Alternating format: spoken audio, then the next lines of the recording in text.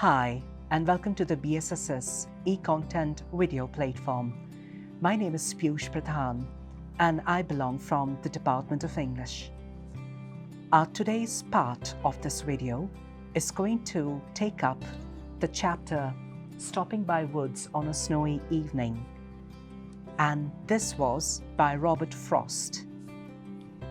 Before I can talk about the summary and further take up the question and answers plus exercises related to this chapter, I'm going to read out some poem stanzas for you so that we can have the clear identification of how certain words work with their absolute meaning and make out a sensible sense to us.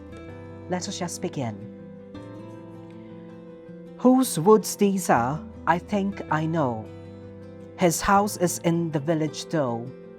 He will not see me stopping here to watch his woods fill up with snow. My little horse must think it queer to stop without a farmhouse near. Between the woods and the frozen lake, the darkest evening of the year, he gives his harness bells a shake to ask if there is some mistake. The only other sounds, the sweep of easy wind and downy flake. The woods are lovely, dark and deep, but I have promises to keep, and miles to go before I sleep, and miles to go before I sleep. Now we are looking at the summary of this particular chapter, and with it we are trying to trace out the perfect and skillful combination of outer lightness and inner gravity that this poet wants to use in this particular poem. Robert Frost is of the view that the poem begins with delight and it ends with a very wise idea.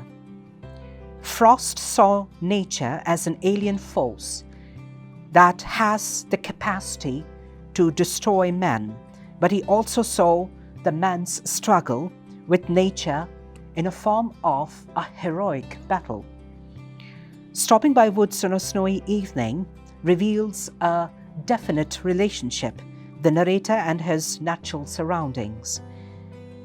According to this overall chapter, we are looking at a traveler who pauses late one snowy evening to admire the woods by which he passes by.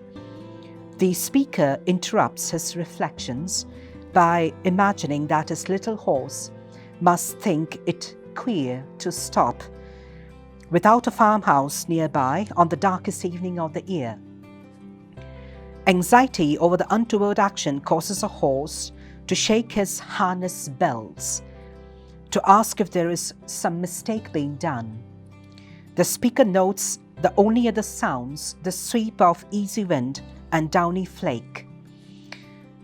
So looking at the inside of the poem, we see a deep down inert thought that actually somewhere slightly fails the speaker even sometimes as to figure out why on earth that he has to stop to understand the entire sense of stopping by those woods, as he's quite reluctant to discuss it about openly and more clearly to the readers to understand this poem.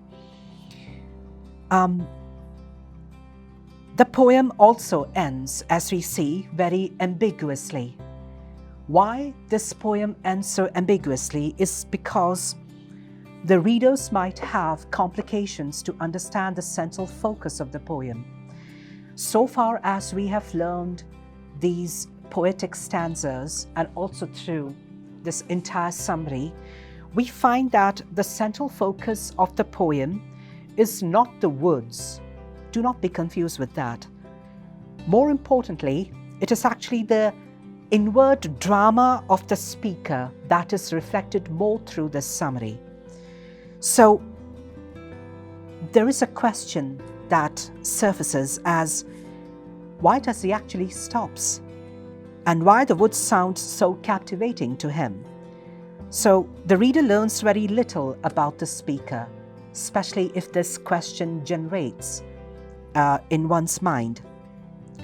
The speaker, however, either finds that it is quite speculating to judge the way how this entire scenario got created, involving both the person involved and his horse.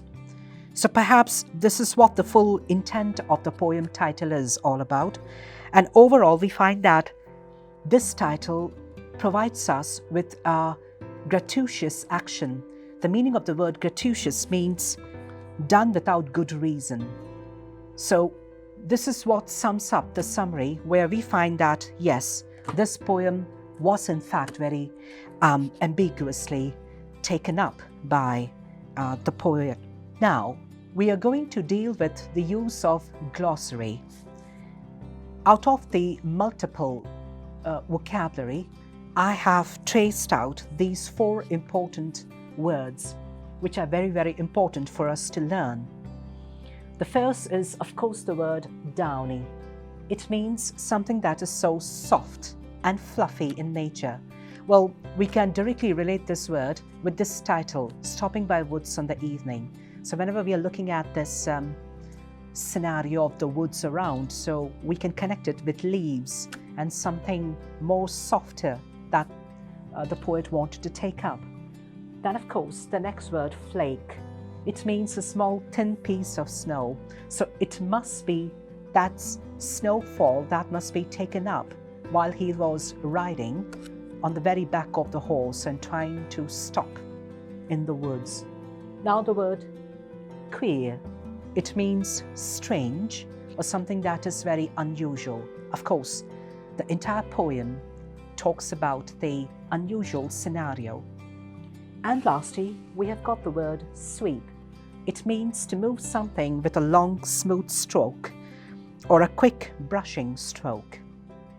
So all of these words of the glossary are well connected with the chapter itself. In this part of the slide, we are now looking at chapter exercises. It will involve short answer type questions and long answer types. As you can see, short answer types will be of 1 or 2 lines each, not more than that. So out of some more handful of questions for both the criterias, I have chosen these 3 questions first. Please look at the first question. According to the poet, who does he presume the woods belong to? In question number 2, we are going to look at why can't the poet spend much time in these lovely woods? Again, the question was very simple. And the last question, in which year was the poem Stopping by Woods on a Snowy Evening published? I have made sure that out of these questions, the students will have the convenience to deal with such answers at the time of writing in the examinations. So I hope it's very easy to deal with. Now comes, of course, the long answer type questions. According to long answer types, we have to take up 100 words each in a form of the answers. Let's begin with the first question. Do you think that the poet and his horse have a close relationship? Question number 5. Do you get the impression that the poet would like to stay in this place for longer? And lastly, what are the symbols in Stopping by Woods on a Snowy Evening used by Robert Frost? So with that, we have actually dealt with the part of the questions and answers related to this chapter. In our last part of the slide, we're going to deal with some choices to make in order to work on some correct options. Let's take up the first correct option. Whose thoughts are described in the poem? We have got 4 different choices with us. A. Sailor. B. Onlooker. C. Salesman. And D. Lone rider. Now we are pushing along to the use of the second option. What must think it's queer to stop? A little dog. B, a little fox. C, a little horse. Or D, a little cat. And now the last option choice. Which line is repeated in the poem? A first, B second, C 10th, or D last? I hope my audiences have loved this video. Thank you so much. Goodbye.